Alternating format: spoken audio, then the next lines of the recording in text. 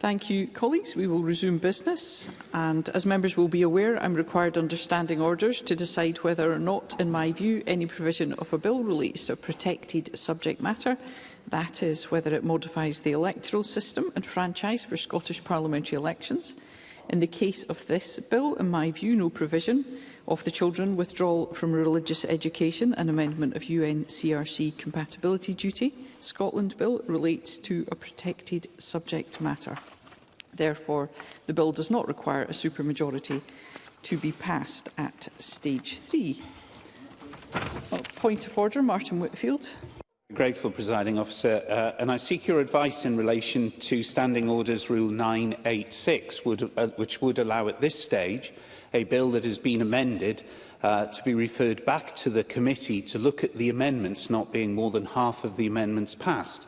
In the case of changes to Part 1 of this bill, not exceeding 50% of the bill, have you been approached by the member in charge with consideration of bringing a motion to refer it back to the committee so that the amendments can be seen and how they would play out in the proposed bill? Thank you, Mr Whitfield. I have not been so approached. It is for the Cabinet Secretary to provide her views on the matter you raise, and as you are aware, under Rule 9.8.6, at the beginning of the debate on the motion that the bill be passed, the member in charge of the bill may by motion propose that such part of the bill may be specified in the motion to be referred back to committee for further stage 2 consideration. So our next item of business is a debate on motion 20813 in the name of Jenny Gilruth on the Children Withdrawal from Religious Education and Amendment of UNCRC Compatibility Duty Scotland Bill at stage 3. Grateful if members who wish to speak in the debate were to press now. And I call on the Cabinet Secretary to speak to and move the motion. Presiding Officer, the legislation which comes before Parliament today does not sit in isolation. Rather, as we have heard from some members this afternoon, it is part of a wider story of Scotland's journey to strengthen children's rights. The UNCRC Incorporation Scotland Act 2024 was a key milestone on that path. And as the Chair of the UN Committee on the Rights of the Child has commented, it is, and I quote, one of the finest examples of domestic children's rights legislation anywhere in the world. Now, just 3 months ago, on World Children's Day, we laid Scotland's first children's rights scheme before Parliament. The passing of the bill before Parliament this evening will build on that progress to date. This bill offers Parliament tonight a clear opportunity in this session to make meaningful progress on enhancing the rights of Scotland's children and young people. Presiding Officer, the right to withdraw from religious observance in Scotland's school dates back to the 1800s.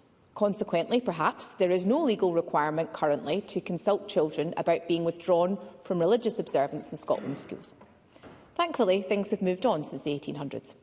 Given the wide range of views on this issue, the Government's approach throughout this has been to chart a middle course to strengthen children's rights while balancing 3 other key considerations, namely parental rights, stakeholder views and the practical implications for schools. Part 1 of the legislation proposes a new legal requirement to consider pupil views as part of the withdrawal process. Without these changes, pupils may be denied their rights under the UNCRC. The withdrawal process can only be initiated by a parent. The bill does not seek to change that. However, these changes will provide certainty in law that children and young people's views must be considered when parents are exercising their withdrawal right. As members will also be aware, at stage 2, the bill was amended to separate religious observance and religious and moral education so that the right of parental withdrawal only applies to religious observance. The Government was supportive of the bill being amended in this way, given the clear consensus on the importance of religious and moral education as a curriculum area and its benefits for community cohesion. The consensus was echoed by stakeholders, including the Scottish Teachers Association of RME, the Humanist Society of Scotland, UNICEF UK and the Scottish Human Rights Commission. There have been, however, some concerns expressed about how this change could affect denominational schools, and we heard some of this in discussion this afternoon, where religious observance and education are often closely interwoven. I want to again put on record today the importance of protecting our denominational schools, who are rightly afforded legal protection in Scotland. Though I was, Presiding Officer, married to my wife by a humanist celebrant, my last teaching post was in a Catholic school before becoming an MSP. I know and I recognise the significant importance that our faith schools provide to communities the length and breadth of Scotland. The Scottish Catholic Education Service will be a key stakeholder in the development of the new statutory guidance, recognising the importance of supporting these changes in denominational schools, particularly where religious observance is often part of that wider ethos within denominational schools. To that end, I have been pleased to lead significant engagement with the Scottish Catholic Education Service, and additionally, my officials have recently visited Sacred Heart Primary School in Glasgow and Calderwood Lodge Primary School in East Renfrewshire to meet with head teachers and to listen to pupils. This close engagement with SCES will also continue when the Government develops the statutory guidance to accompany the bill. From the non-denominational sector, I have also heard concerns from stakeholders, including the Humanist Society and the Children and Young People's Commissioner, on non-inclusive religious observance in non-denominational schools. It is the case that Scottish Government guidance is already clear that religious observance should be inclusive of pupils of all faiths and of none. However, the updated statutory guidance will further reiterate the necessity of that inclusivity, which is exactly why the Government supported amendments on this issue in the name of Eleanor Whittam. The Government recognises and agrees that inclusivity will look different in a denominational setting, and as such is supportive of the provisions in Amendment 23, which have listed the denominational schools as a mandatory consultee prior to issuing the guidance. Turning to Part 2 of the bill, I want to be clear about the Section 6B exemption and why it is necessary. The exemption will apply only in very narrow circumstances where a public authority cannot read provisions in an Act of the Scottish Parliament in a way that is compatible with UNCRC requirements. They are subsequently required to act in a way that may be incompatible with the requirements of the UNCRC Act. In that situation, public authorities need clarity about their duties to deliver services, which is why the exemption is necessary. Now, our approach, which reflects a similar and long-standing provision in the Human Rights Act, recognises that if the exemption applies, then it is not the public authority that is at fault, but the legislation itself. We recognise that in some cases the legislation may need to be changed, and that change should be the responsibility of government and Parliament, not of individual or public bodies. This approach has been welcomed by children's rights stakeholders and by children and young people themselves. For example, Together have described the exemption as a way of addressing systemic children's rights issues at a primary legislation level. The children and young people they consulted said they would rather see the root cause of rights violations being addressed, and that is exactly what this exemption is designed to do.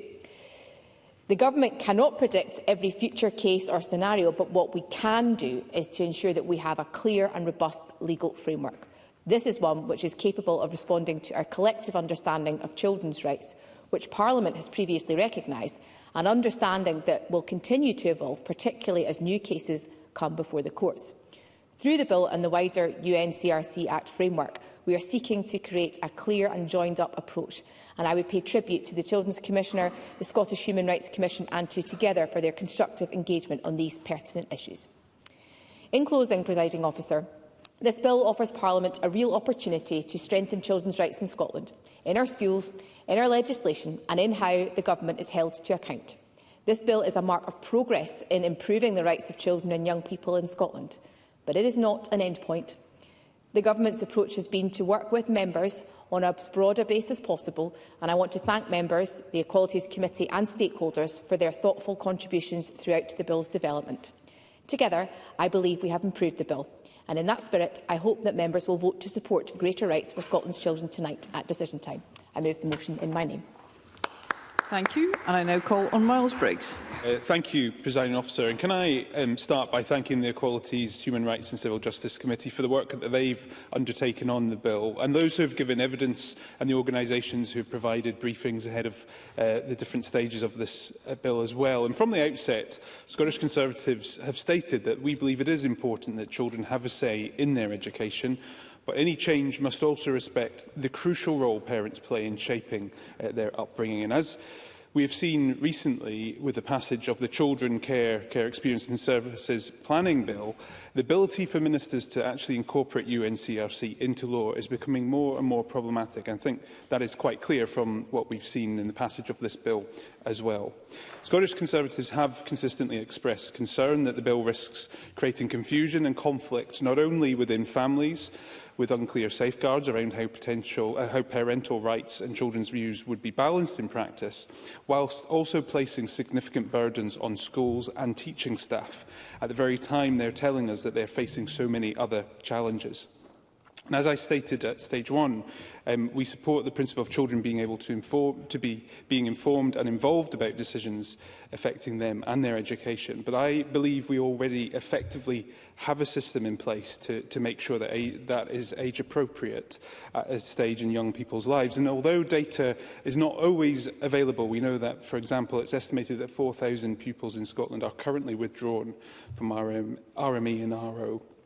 The concerns for ministers now must be, though, that this legislation is likely to be challenged in the courts, and the fact that this bill has reached stage 3 in such a position is regrettable.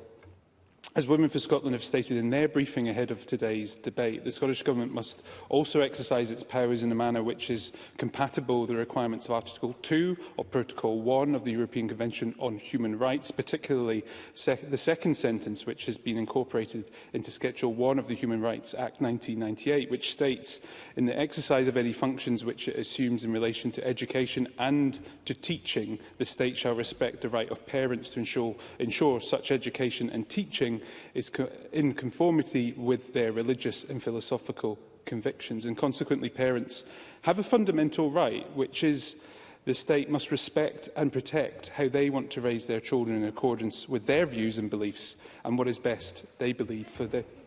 Yes, yeah, absolutely. Cabinet Secretary. I thank Mr Briggs for giving way. We've heard a variety of views on this matter during this afternoon's amendments, and I'm sure we'll hear more in the debate.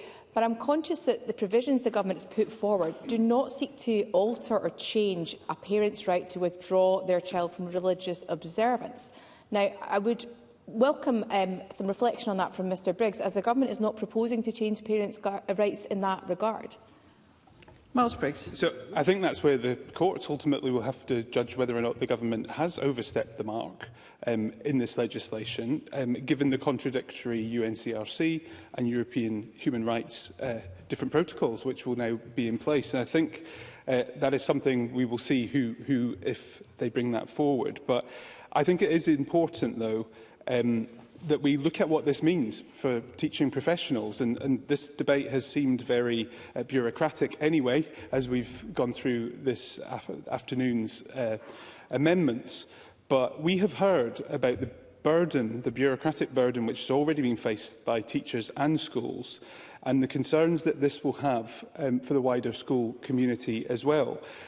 I was lucky enough to attend Oxford Primary School in Bankfoot in Perthshire, which is in the First Minister's constituency. And at that school, we really saw a really valuable relationship with the Church of Scotland minister and his wife, who contributed so much to the school, from school Christmas plays to the work in the school halls. Fundamentally, what was a positive contribution which Church of Scotland was making to our school life. For this bill now, though, I think does sit uneasy in terms of where contributions can be made by religious organisations to education going forward, and whether or not it makes it much easier to just remove that completely in case there is future challenges, which I don't know if that's what the government wanted to see this bill necessarily point towards, but that will be a decision local authorities will probably want to start providing guidance which we've not had an opportunity to even see what that looks like from the government. So I think these are real concerns which the government haven't. If I can get some time back. Yes. Deputy First Minister. I just wonder what the member thinks of a story that a constituent shared with me, where she runs a Christian kids club in her local primary school, and a little child was coming along and enjoying it. The parent phoned the school up and said they didn't want the child going anywhere near a Christian religious group, and the head teacher said, actually, it's the child's free choice whether or not to go. How does he feel about that scenario? Miles Briggs. So, I think that, that's an individual case. I think looking at how this will play out is very different in terms of where bureaucratic systems will want to look towards different scenarios. And, for me, one of my concerns... Yes, The presiding officer. This will have to be very brief. I'm very grateful, Presiding Officer, but of course the debate we've been having this afternoon is about religious education and religious observance within the school setting, not with regard to clubs that meet in a school. Miles Briggs. I think the Deputy First Minister is pointing towards that being held within school, and I would imagine that probably now is likely to be something which will be discouraged for that scenario. I'm concerned in terms of what a religious service or a service in general will look like. Today, for a Christmas service, what will that now fundamentally have to become to incorporate everybody? And for many rural village schools, the Minister has always been connected to that school. I do worry what this will start to do to unpick that. To conclude, Presiding Officer, and you've been very generous with the time, I think probably in hindsight the Cabinet Secretary now realises that what ministers tried to sell this bill as being a minor technical reform is actually not the case and has the potential to really negatively impact on our school environment and indeed Scottish family life. This bill is a fundamental change in the relationship between parents, pupils and the state. It risks confusion for families, inconsistency across Scotland and unnecessary strain on overpressed schools and teachers. And for those reasons, and because the balance struck in the final version of this bill does not adequately respect parental responsibility, the Scottish Conservatives will not be supporting the bill at decision time this evening. Thank you. Thank you. And I now call on Paul O'Kane. Thank you, Presiding Officer. And as we've now concluded the amendment stages of this bill, can I join in thanking the legislation team for their ever-present support with drafting amendments, to all those who have taken an interest in the bill and engaged with me and colleagues on it, those who have prepared briefings, and of course committee colleagues for their work at stages 1 and 2. Presiding Officer, the Cabinet Secretary at the start of this bill's passage, I think, sought to reassure Parliament and the wider public that this was going to be a short technical bill and that she was seeking a consensus across the Parliament. Instead, I think what has happened is she's managed to unite some unlikely bedfellows in opposition to the bill, and I think what has been created is a halfway house that appears to please nobody. And in coming to today's proceedings, we were faced with a range of amendments that could see whole parts of the bill shifted and changed or reset, or indeed could see fundamental shifts in the position of parents' rights, as we've heard already, or the position of denominational schools and how they deliver RE and RO in Scotland. So I think that cannot be the outcome that the government was looking for at the start of this process, and I do think it speaks to much of what I referenced in the proceedings on amendments. And I do think at the heart of this, and I have to say to the government that I think they have introduced a bill without a clear answer to the fundamental questions that we should all ask ourselves when considering legislation, which is, what is this for and why are we doing it now? And as a consequence, I think the bill has had something of quite a chaotic short journey and has caused quite a level of uncertainty. And due to that, I want to put on record at this stage that I cannot support the bill at decision time today. Of course, the detail of the bill itself in Part 1 was, I think, confused. And I think it was further confused then by the amendments that were brought at stage 2. Fundamentally, though, I regret that the government did not support my amendment, which would have sought to offer a degree of reassurance to those in the denominational sector. I do not believe it was too much to ask that the 1918 Education Act and the 1980 Education Act be put on the face of the bill for the avoidance of doubt. I say this because those pieces of legislation are totemic pieces of legislation for those in the faith sector in Scotland, and in particular for those in the Catholic education sector in Scotland. I referenced in my contribution on the amendment itself the reason that those pieces of legislation came into being and the opportunities that they have afforded generations of young people and their families in this country. And as I said at the weekend in reference to that amendment, if you do not have a problem with faith schools in Scotland, if you do not have a problem with the continuation of Catholic education, then you should have no problem in backing that amendment. And that is why I am disappointed that that amendment was not carried by this Parliament tonight, which was an opportunity for the first time in the history of devolution to put those acts into and onto the face of an act of the Scottish Parliament.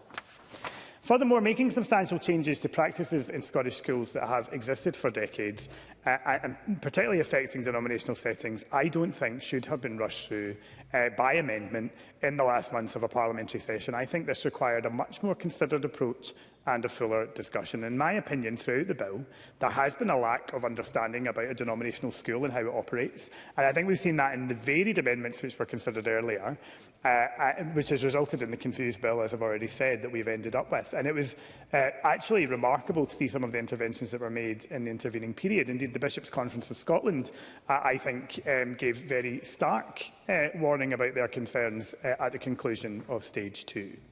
So I want to be very clear tonight that we are supportive on these benches of the long-standing positions in Scots law of the protection of faith education, but also we understand that fundamentally, if we're going to have a wider debate here about UNCRC and children's rights, we cannot rush that in this bill. And I made reference to that in terms of many of the amendments that were offered by Green colleagues this evening.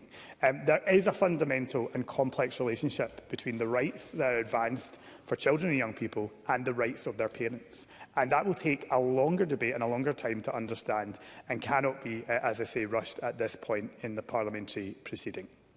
So, of course, we cannot disregard the concerns that have been outlined. We cannot just simply walk by and pass a piece of legislation because we believe that it has to be done by the end of the Parliament. And I think I outlined this more widely in terms of the question about what has changed in terms of between the reconsideration of UNCRC incorporation and now to make this bill so urgent and so necessary, and particularly in its latter parts, to do with UNCRC. And I don't think we received an answer to that, Presiding Officer. Perhaps the Cabinet Secretary will be able to say, in summing up, what has changed and what her concerns are that have led us to the place where this bill is before us. So finally, Presiding Officer, and looking more widely, with mere weeks of this parliamentary session left to run and a time when resources for schools are already limited, I remain unclear why the Government felt the need to bring this bill in this manner and to allow it to be amended in such a way that has left a bill which I think is confused and may do more harm than good. So it is for those reasons that, along with my Scottish Labour colleagues,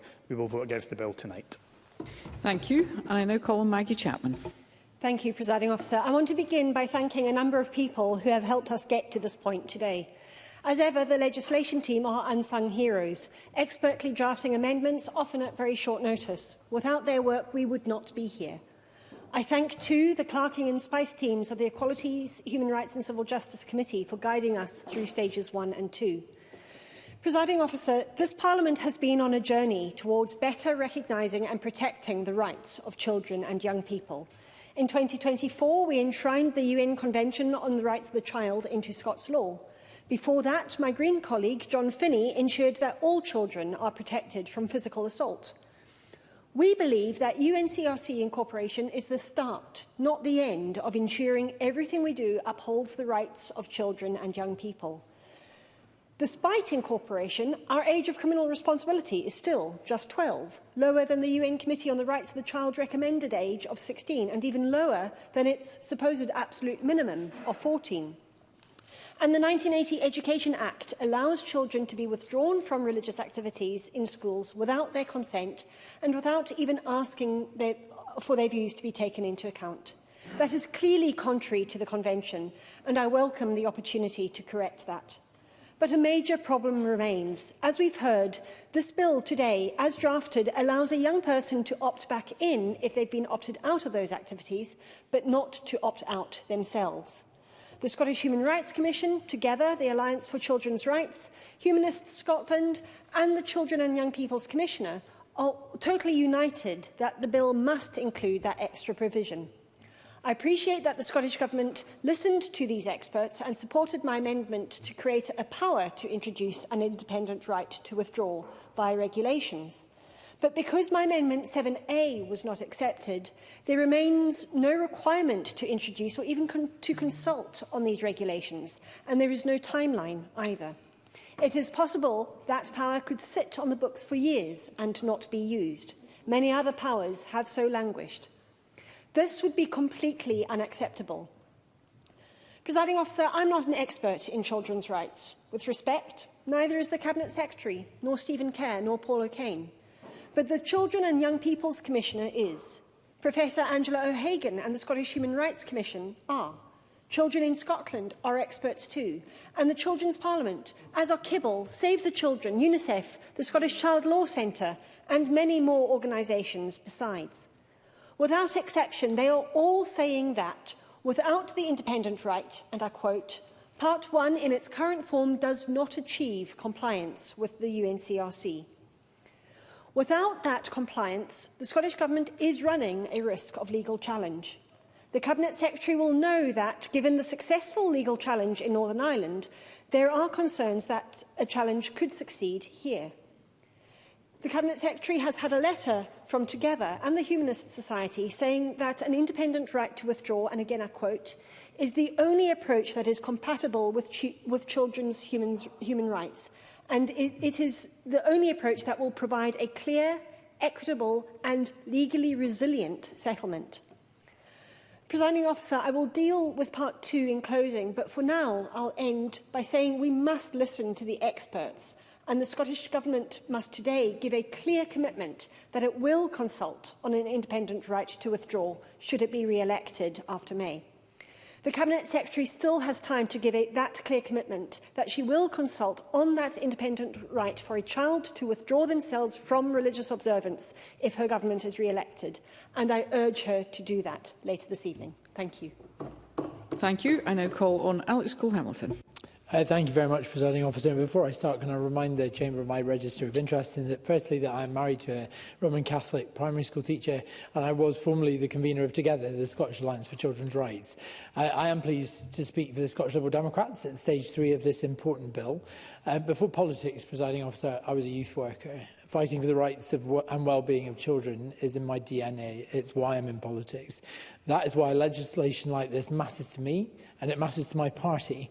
At stage 1, I said that this bill asked a fundamental question.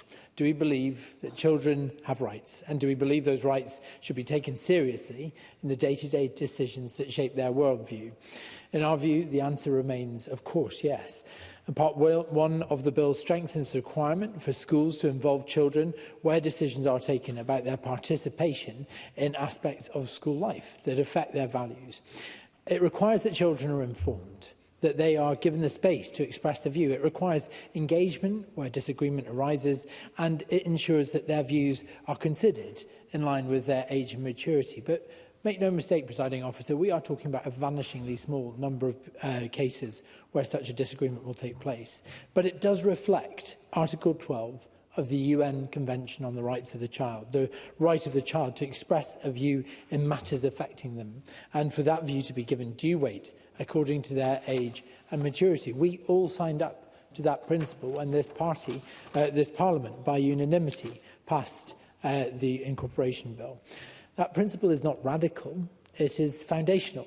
We have heard legitimate concerns about clarity and the distinction between different elements of school provision, about how capacity is assessed, and about ensuring that family relationships are expected. There are tensions here. I recognise that. Those were very serious contributions, and they deserve serious consideration. Presiding Officer, let me say from the outset that I and my party support the denominational school sector. I am married to a Roman Catholic primary school teacher. I led the defence of Roman Catholic schools and other denominational schools when they were challenged at my party conference some years ago.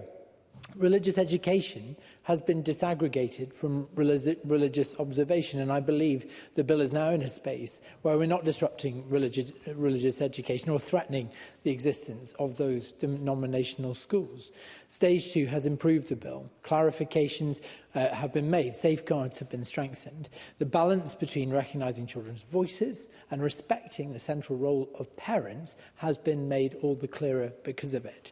There is always room for improvement in legislation. There is always. But Part 1 now represents a proportionate and, I think, thoughtful step forward in embedding children's rights in practice. The test for us at stage 3 is whether the bill as a whole strengthens or weakens children's rights in Scotland. It is a balanced position to take, but in our judgment, taken in the round, it does strengthen them. Scotland has rightly been recognised for its ambition in incorporating the Convention into Scots law. That architecture must remain strong. We must take it seriously. It must remain enforceable, and it must remain meaningful in day-to-day practice. The bill does not abandon that ambition. It builds upon it, cautiously, yes, but I think constructively. Presiding Officer, we in this Parliament have a duty not only to speak about children's rights, but to embed them, to consider them in the systems that shape children's daily lives. The legislation that we debate today moves us forward in that regard.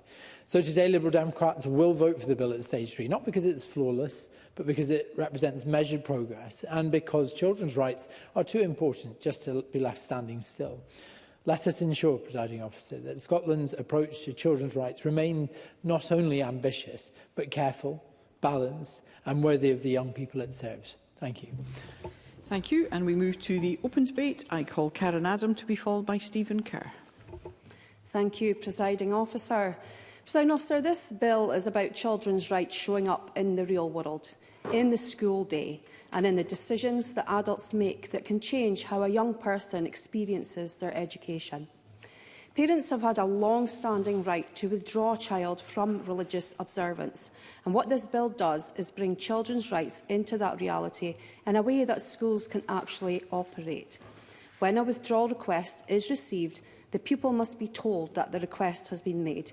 The pupil has the right to object, and the school must take account of the pupil's views with regard to their age and maturity. I convened the lead committee that took evidence on this bill, although, to be clear, I'm not speaking as convener today. But I do want to say this. Hearing that evidence made it clear how easy it is for children's voices to be missed. And when nobody intends harm, of course. But we also heard genuine concerns about family conflict and the position teachers can be possibly put in. Now, for me, the answer is not to pretend that those concerns don't exist, and it is not to push the child to the side either. The answer is a clear process that puts the child's views into the decision and then backs schools with guidance and consistency so nobody is left guessing. I'm also genuinely pleased we now have a clear separation between religious observance and religious and moral education, and that we have moved the right to withdraw from RME, which is something that I did advocate for. RME is education. It is one of the 8 core curriculum areas, and it's delivered in a manner that is objective, critical and pluralistic. It helps pupils learn about and from different religions and belief groups, and it helps them explore ethical questions and values, something I think we can all agree is needed now in our education systems more than ever. And for the avoidance of doubt, nothing here stops religious observance. It simply makes the decision-making fairer. In the world our young people are growing up in, with division being fed online every day and misinformation travelling faster than facts, it is more important than ever that we have the broad grounding, not so they all think the same, but so that they can understand difference without fear and disagree without dehumanising. I welcome the Stage 3 changes agreed today that strengthen how this will work in practice, including guidance for schools, annual reporting on withdrawals from religious observance and a review after 3 years. That matters because we should come back to this with evidence and not just assumptions. And if the Parliament has agreed a consultative route to consider an independent right for a child or young person to request withdrawal from religious observance in future, I welcome that approach, because it allows proper consultation and scrutiny before any further change. Part 2, more technical but important. The UNCRC Act places a duty on public authorities not to act incompatibly with UNCRC requirements when carrying out functions under acts of this Parliament. This bill makes a limited amendment so that, where a public authority is compelled by another act, it is not forced into an impossible choice that risks the continuity of an essential public service. There are also safeguards if that exemption question arises in legal proceedings, including notification to the Lord Advocate, the Children's Commissioner and the Scottish Human Rights Commission. Presiding Officer, this is not about taking away faith from anyone, and it is not about dismissing parents. It is about being honest that children have rights too, and that school should be a place where learning builds understanding, not barriers. The bill strengthens children's rights, protects RME as education and gives schools a clearer footing, and I would be pleased to vote for it. Thank you. Thank you. And I call Stephen Kerr. Well, I think the bill's a mess. I think it has struggled its way through the different stages of this Parliament, and I think today's Stage 3 amendments were evidence of that. I found it particularly dismaying that the government caved in to the Scottish Greens. I'm sure for the very simple fact that they realise that without the Scottish Greens this bill will not become law. But they sold their shirts, frankly, and I'm not entirely sure what for, to be honest, because the bill is totally unnecessary. There's no need for this bill. And I think that Miles Briggs was right. I think we've ended up in a situation where no one's very happy about what the bill contains. And I predict, in support of my colleague, that this bill will be the subject of litigation. This will be in the courts, and I don't think there's any doubt about that. And I'm not sure that I'm at all convinced that the Cabinet Secretary is at all convinced about the necessity of the bill either. What we had until this bill arrived was some clarity around the legal position on religious observance. Parents had the right of withdrawal. Schools implemented that parental wish. The lines of responsibility were well understood. This bill replaces that clarity with a statutory mess that formalises disagreement, inserts the school into the space between a parent and child on matters of conscience. And teachers and school leaders are now required to assess maturity, interpret capacity, potentially refuse a parental request. They're being drawn into adjudicating questions that go into belief and upbringing, and this is not a simplification, this is a complication, and it places teachers, I think, in an invidious situation. They're educators. They're not arbiters of conscience within families. Absent safeguarding concerns, they should not... Yes, of course. Cabinet Secretary. I thank Mr Kerr for giving way. The features around conflict were actually discussed at length in the evidence sessions led by the Equalities Committee, and it is the case at the current time that conflict exists. Does the member accept that conflict exists under the current arrangements, and does he not also accept that the way to ameliorate that conflict is for the government to work with mandatory stakeholders and provide statutory guidance to help support those conversations as and when they arise? Stephen Kerr. I don't doubt there's conflict that exists currently, but it exists within a very clear framework of law. This is not a clear framework of law. Well, I think we might actually have to disagree on that. The Cabinet Secretary is correct. Of course, children must be respected and they must be heard. But we also recognise a foundational truth on this side, that children are children. Capacity develops, responsibility develops. That's precisely why parental responsibility exists in law. Parents carry duties because children do not yet carry full legal responsibility. That settlement is not outdated. It reflects human reality. And what concerns me more broadly is the direction of travel reflected in this legislation, because there are voices in our politics who are increasingly uneasy with the idea that the family is the primary unit of moral and social formation. There's an instinct that the state should stand above the family as the final arbiter of disputes, even where no harm is alleged. I reject that instinct. The family is the foundational institution of our society. Families come in all forms, but they share a common function. They are the place where children are loved, nurtured, guided and formed. The state can support that. It cannot replicate it, and it should not casually displace it. What we have seen in recent years are attempts to extend the reach of the state into areas once clearly understood as parental responsibility. The Supreme Court has reminded this Parliament that constitutional boundaries exist. Now, I think I'm over time, so I will conclude by saying Scotland has been long served well by strong families and strong schools, each respecting the proper boundary of the other. I do not believe the necessity case has been made for unsettling that balance, and for those reasons, I and we on this side will not support the bill in its final form.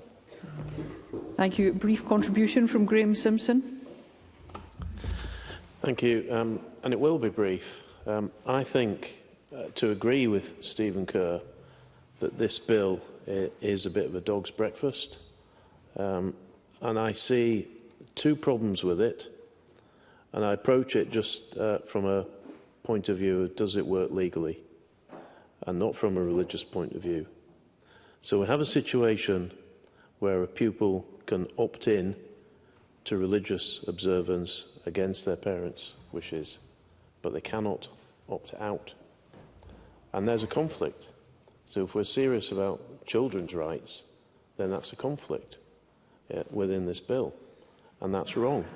But then we've heard the argument, and it's a valid argument, well, parents have rights too, and the bill doesn't address those either. So the problem that I see is to agree with human rights campaigners that this bill will end up with a legal challenge. I just think it will. And if it ends up with a legal challenge, and the government may lose that legal challenge, then it's a bad bill. And we really ought to be doing better. So I'll be voting against it, basically because I don't think the bill works. It's neither one thing nor the other. And I think Stephen Kerr is right. I can't see what the point of it was, because it seems to have got so much wrong. And I'll leave it there. Thank you. Thank you. And we move to winding up speeches, and I call on Maggie Chapman. Thank you, Presiding Officer. As indicated earlier, I'll focus on part 2 in these closing remarks. I do remain uncomfortable with this part of the bill. What is happening here is that, having just incorporated the UN Convention into Scots law, this bill gives public bodies meant to uphold those rights a blanket to opt out should there be a conflict between the UNCRC and other legislation. That sends out entirely the wrong message. As Angela O'Hagan of the Scottish Human Rights Commission said at stage 1, for the bill to propose in part 2 a significant carve-out for all subsequent legislation rather than addressing the problem at the core is a problem. We need to ensure that acts of the Scottish Parliament are compliant with the UNCRC in the first place, and to build a human rights culture in our public authorities, a culture that respects the rights of children and young people as absolute. Yes. Deputy First Minister. I very much understand the point that the member is making. There's obviously been quite a move in recent years to remove religious observance from school, or to assume that being secular is neutral. Does the member agree that for genuinely free decision-making for children to opt in or opt out, that religious observation enriches the lives of our young people? Maggie Chapman. I thank the member, the DFM, for her intervention. I'm talking about part 2 of the bill, which is not about religious observance, but on that point, I think we believe on this side of the chamber that there should be separation of church and state, and nothing in this bill prevents religious observance at children and young people's wishes in the home, in other settings. But for part 2 of the bill that I'm addressing now, we need to ensure that the acts of the Scottish Parliament are compliant with UNCRC in the first place, building that human rights culture across our public bodies.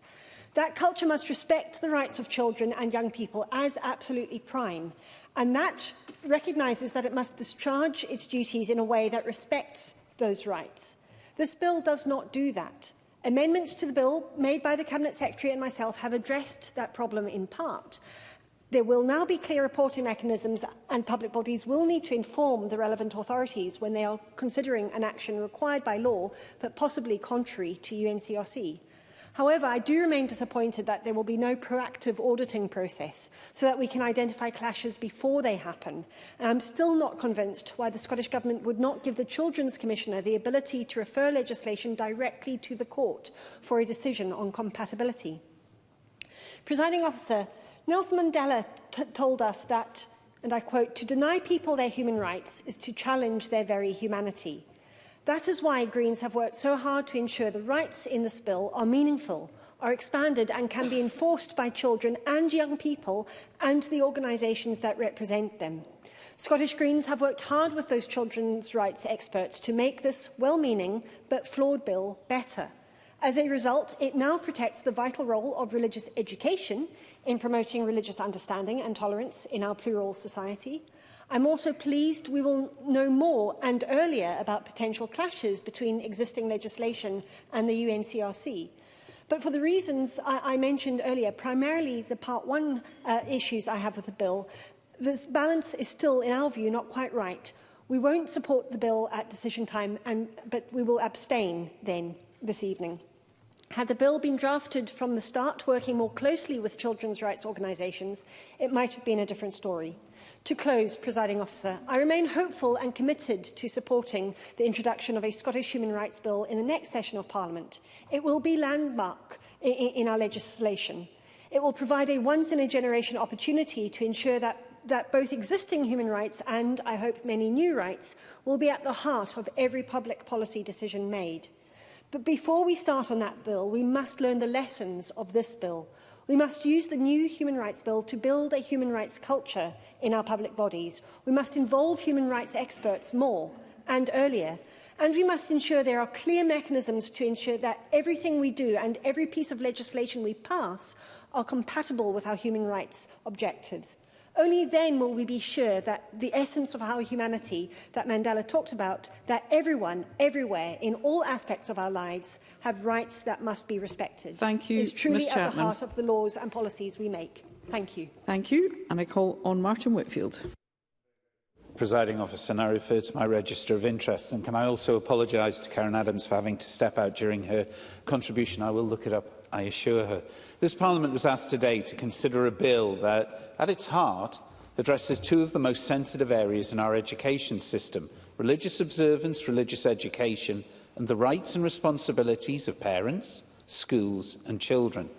And throughout this process, Scottish Labour has approached the bill with seriousness, with respect for Scotland's diverse communities, and with a deep awareness of the decade-old settlement that underpins both non-denominational and denominational schooling.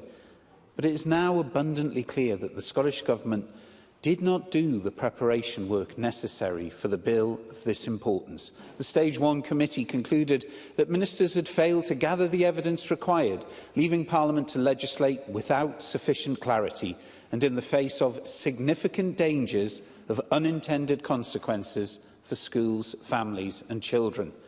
And this failure has shaped every stage of the scrutiny.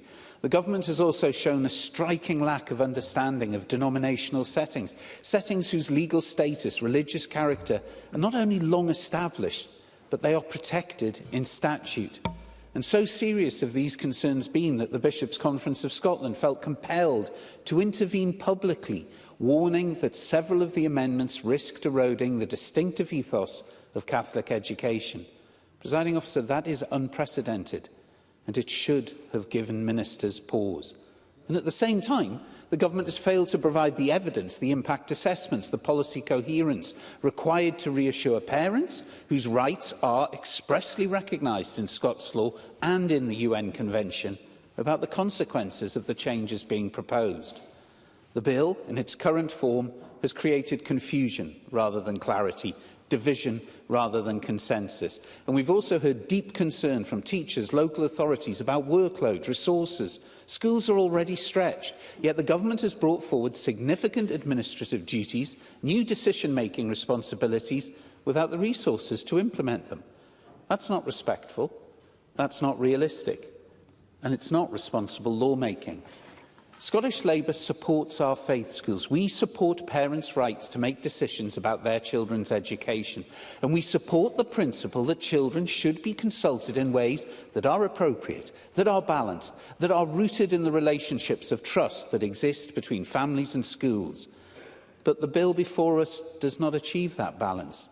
Presiding Officer, Scottish Labour engaged constructively at Stage 2. We brought Amendment 24, which protects the statutory framework of denominational schools and ensures that nothing in Part 1 would undermine the long-standing rights and duties in the 1918 and the 1980 Acts. Finally, we must note the contribution of the Children's Commissioner, who has been explicit that even with proposed amendments, Part 1 will not deliver a rights-respecting framework, and that the Government still has not addressed the fundamental drafting flaws that place this legislation outside of the scope of the UNCRC. When both children's rights bodies and denominational representatives are sounding the alarm, Parliament really ought to listen. Presiding Officer, unless the Government accepted substantial, concrete safeguards on the face of the bill, as Scottish Labour has consistently requested, we could not support this legislation. The government has not provided those safeguards. It has not provided clarity. It has not brought forward a bill that commands confidence across Scotland's schools, its families or its faith communities. And for those reasons, Scottish Labour will not be able to support this bill at decision time. Thank you. I call on Ros McCall. Thank you, Presiding Officer. This debate has been thoughtful, and I thank members from all sides for their contributions. Everyone who spoke did so out of a genuine concern for children and young people in Scotland's schools. And I think, if I turn to the Cabinet Secretary's submission as a first point, because I do think the Cabinet Secretary has tried to get a balance within this bill. But how do you balance the Article 12 in the UNCRC that states that the child is capable of forming views and has the right to express it, against Article 6, which states that state parties shall respect the responsibilities, rights and duties of parents, or where applicable, the members of the extended family or community as provided for by local custom. It's a difficult road to travel. And I'm not sure, I think actually the Deputy First Minister's intervention on my colleague Miles Briggs actually highlighted it. Because to have an issue where somebody is requesting to go in to a playgroup because they want to, but the parents are stating that they would not want them to be in a religious playgroup, only highlights that issue that we've been talking about regarding what side do you possibly choose. Because if the parents then force the issue, the playgroup is forced to become the mediator between the family and the child. I would also like to highlight Miles Briggs, Stephen Kerr and Graham Simpson when they talk about the conflict between the Human Rights Act and the UNCRC. Because these two forms of legislation are not compatible in this way, there are contradictions, I think they're all right with what they're highlighting could be a legal challenge. And my last comment really on the submissions is from Paul O'Kane. I'm really interested, actually, because his comment, what is this for and why are we doing it now, was a very interesting point. And I also look forward to the Cabinet Secretary, maybe in her response, giving us an answer to that question. But the points raised by Labour and Paul O'Kane on denominational schools, I think, is a very valid one. So, Presiding Officer, after commenting on the debate, I do want to add a few lines myself. Children should have their say in the decisions about their education. The United Nations Convention on the Human Rights of the Child recognises that, and Article 12, as I've already stated, states that a child capable of forming a view has the right to express it, and that view should be given due weight according to age and maturity, and we accept that. But the Convention also recognised that parents have the main responsibility to guide their children in using those rights as their children grow and mature. And for decades, Scottish educational law has kept that balance by listening to children and respecting the role of parents, and it values both independence and family responsibility. The central issue to this bill is that it alters that balance. And after Stage 2 changes, parents would no longer have the final say in withdrawing their child from religious and moral education. Instead, schools would need to notify the pupil, tell them they can object, check their understanding with no set minimum age, and in some cases, let the child's objection overrule the parent's request. And that represents a significant legal and cultural shift in how educational decisions are made. Major stakeholders have raised concern about whether the bill is needed, how practical it is and what resources it would require. The Church of Scotland has asked if there is any evidence that a new law is needed. The Educational Institute of Scotland warns that the resource demands may be underestimated and it could affect workloads and relationships in schools. ADIS has said that it's hard to see how the bill could be put in place without adding burdens for schools, parents and for pupils. And these are not minor voices. These are people who would have to put the legislation into practice. So I question whether this bill properly addresses the issue or risks creating new disputes between parents and children for schools to manage. The bill also changes the UNC compatibility duty by increasing the situations where public authorities can act against the Convention because of primary legislation. Now, this is a technical but important legal change. Stage 2 amendments already expect legal disputes and set out ways for senior legal officers to get involved. But we should not be passing legislation and resolve its consequences after the fact. Religious and moral education in schools is meant to help pupils explore beliefs, values and ethical questions. It's not about indoctrination. Current guidance already asks schools to consider the child's view when a withdrawal is requested, allowing for fair, age-appropriate discussion without forcing schools to act as an arbitrator in family disputes. But this bill replaces a flexible approach with a legal process that assumes children of any age have the capacity and asks schools to decide between parent and child. And that's not a minor adjustment. It fundamentally redefines roles and responsibilities. So the Scottish Conservatives support children's rights and believe young people's voices matter, but rights exist within relationships and parents retain primarily responsibility for guiding their children. And because of that, we are not voting for the bill at this stage. Thank you. Thank you. I now call on the Cabinet Secretary to wind up. Presiding Officer, before responding to the points which have been made in the debates from across the Chamber by colleagues this evening, I want to begin with a thank you. Throughout the passage of this legislation, the shared commitment to strengthening children's rights in Scotland has been one shared across most, if not all, political parties. Reflecting as we draw near to the dissolution of Parliament, therefore, and regardless of who forms the next Scottish Government, I sincerely hope that commitment to protecting and enhancing children's rights will continue. Now, I recognise that this bill may not go as far as some members had hoped for, but it is a meaningful and measured step forward, one which will make a real difference in how children's rights are understood and protected. I want to begin today by paying tribute to my bill team, who are sat at the back of the chamber. These are the civil servants and the lawyers who expertly advise Parliament ministers on legislation, and I am grateful to their diligence and support throughout this bill's passage.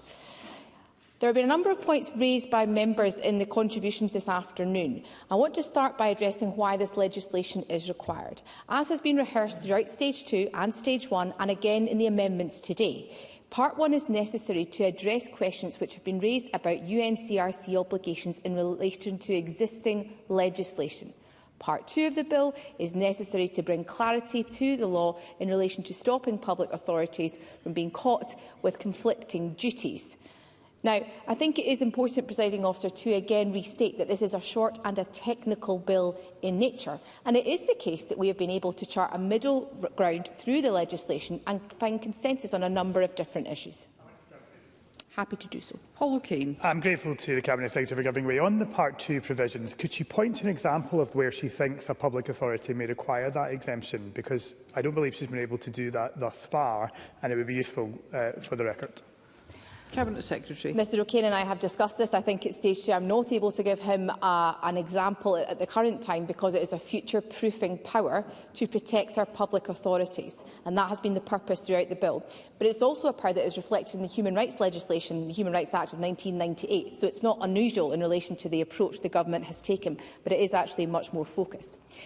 Now, Mr Kerr raised a number of points, not least in relation to the role of parents, and I want to again put on the record that parents have a clear role in the withdrawal process, which can only be initiated by parents or carers, and that is protected for in the bill. They retain that sole power to initiate that request, and they must be involved in those discussions, and that will be set out in relation to the statutory guidance that we'll publish in due course. Alex Cole-Hamilton. I will do. Stephen Kerr. But the point is, Cabinet Secretary, that the parents' wish, which we've discussed ad nauseum about the moral and legal responsibilities parents have, that parental wish can be set aside, can't it? That's what this bill does. And that's the fundamental legal change that many people, at least on one side of the concern, point to as a fundamental change in the architecture around parents' rights. Cabinet Secretary. I don't agree with Mr Kerr's assertion in that regard, Presiding Officer, because the withdrawal request can only be initiated by a parent or carer, so that is not changing in that regard. What is changing is that we are putting into statute the requirement to engage with children and young people on their views, as you would expect in relation to our UNCRC requirements. Presiding Officer, I'm mindful of time. Mr Cole-Hamilton spoke this evening of the improvements that the bill has led at Stage 2 and Stage 3, and I'm grateful to his party for their support in that regard. For example, the separation of RME and religious observance, a position that has been supported additionally by the Equalities Committee. The bill is a step forward, building on our framework to support children's rights. Now, Karen Adams spoke on her experiences as committee convener, and I again pay tribute to committee members for their considered and careful consideration of these issues more broadly. Throughout the passage of the bill, I have tried to listen carefully to members, to public authorities, to education, faith and belief and children's rights stakeholders. The Government has responded to those asks, and we have tried to chart a middle route through accordingly. I have been pleased that we've been able to support a range of different changes from colleagues, which I believe have strengthened the bill. And we have listened. The Government brought forward a range of new amendments to reflect those issues which were raised in Stage 2. In relation to Part 1, the Government worked with members to bring forward amendments in relation to the statutory guidance and reporting and monitoring of withdrawal requests, a point I think that was also raised in this afternoon's debate. There is a challenge in relation to the evidence base at the current time, which is exactly why amendments that were brought forward and secured previously this evening will seek to build on that evidence base, a point that I think Karen Adam made very successfully. Without that evidence base, we will not be able to move forward. So it is imperative that is undertaken, and the guidance will be supported with the gathering of that evidence base. Presiding Officer, this bill is not an end point, but it is progress. It is a chance to make children's voices stronger in our schools. It is a chance to improve how we uphold children's rights in law. Today, we have the opportunity to take the next step on our children's rights journey. Children's rights are not abstract things which sit upon a shelf. They are the real lived experiences of the young people in our schools. Improving children's rights must be a shared endeavour for all political parties in a parliament of minorities. This is a journey, ultimately, but it is also a responsibility which rests on all of us to strengthen, to uphold and to realise the rights of every child in Scotland. I ask members across the chamber to support the bill. Thank you. That concludes the debate on the Children Withdrawal from Religious Education and Amendment of UNCRC Compatibility Duty Scotland Bill at Stage 3. It's now time to move on to the next item of business. And there are 3 questions to be put as a result of today's business. The first question is that Amendment 20815.1 in the name of Sue Webber, which seeks to amend Motion 20815 in the name of Katie Clark, on the Freedom of Information Reform Scotland Bill at Stage 1 be agreed. Are we all agreed? Yes. The Parliament is not agreed, therefore we will move to a vote. There will be a very short suspension to allow members to access the digital voting system. Can I ask members who have been voting for the last while to please refresh their screens? Thank you.